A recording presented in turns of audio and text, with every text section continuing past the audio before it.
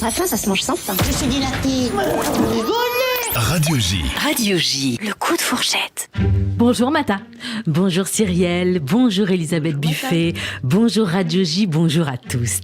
Madame Buffet, tantôt animatrice télé, à vos heures actrice de ciné et forever humoriste engagée, déchaînée, survoltée, endiablée.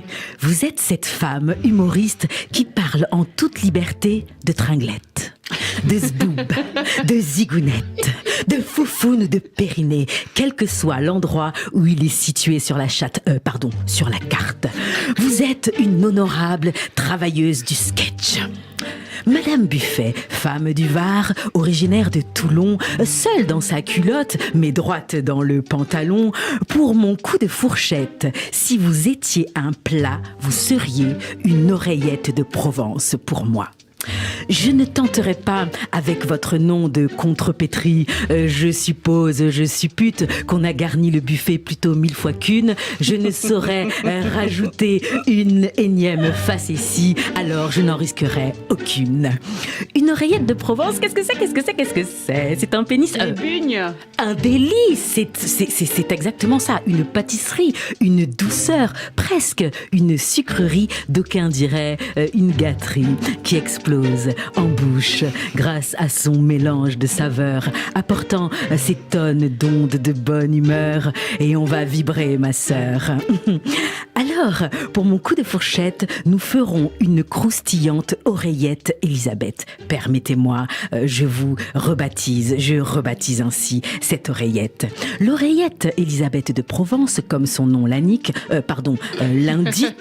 est présente partout en Provence. Ces petits beignets tout nus reconnus pour leurs fines fesses, leur finesse et leur ébriété, légèreté et leur craquant régal nombre de palais. La recette. On prépare la pâte à l'avance. Il faut du doigté. Et la laisser gonfler, lever. Quand celle-ci a bien grossi, a bien augmenté de volume, quand elle est lourde en main, c'est le moment de de l'étirer décidément pour accentuer son élasticité. Il n'y a pas à chafouiner, c'est le moment de la couper en oreillettes comme du papier à cigarette, aussi fin qu'une capote à la sortie d'usine. Fine mais pas impossible à dominer, déchirer. Oh là là. La technique, le secret est dans le mouvement du poignet, ni trop lent, ni trop vif. Il faut aplatir la pâte, assez mais pas trop. Tout comme les bugnes, oui c'est ça, de Lyon, les coucougnettes, les bugnettes catalanes, les oreillettes font partie des beignets traditionnellement consommés dans les moments festifs. À Pessat ou Pâques, dans ces temps qui sonnent la fin F-I-N du jeûne avec son chapeau et non la fin F-A-I-M du Jones, comme dirait la cougar, l'oreillette Elisabeth pénétrera, j'espère, dans le menu de la ménagère. Vous êtes une vraie gymnaste de l'humour, une athlète des planches, du calembour, une chroniqueuse sans gêne qui déclenche l'alarme de rire. Je vous ai vu même perché sur vos talons ou prenant plus de hauteur sur une barre de pole dance à 2 mètres du sol. Telle une geisha de Pigalle, vous racontez avec une drôlerie décalée et haute en couleur vos histoires de cul-heure.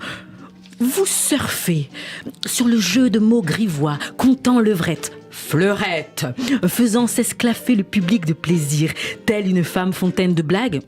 Vous dégommez les préjugés sur l'agisme dans un échange scénique, pénétrant et hilarant. Vous faites grimper le poireau, le rideau. Enfin, dès que tombe ou se lève le rideau, la salle se met à jouir, à rire aux éclats. Décidément, ce lundi, ma langue a beaucoup fourché. Je pense qu'il est temps de me réhydrater. On dirait qu'un esprit sexy s'est emparé de moi. J'ai l'impression que je me suis faite bifler. Pour mon coup de fourchette, c'est pas moi qui me suis faite croquer. Enfin, c'est pas moi qui ai croqué. Disons, je me suis fait buffer, quoi. Mon Dieu, quelle chronique sur C'était Radio magnifique, J. mais alors tout ça pour être comparé à un gros truc gras qui dégouline. Non, qui sort de l'huile. C'est pas grand. C'est pas grand. Les trucs frits, c'est pas grave, mais non.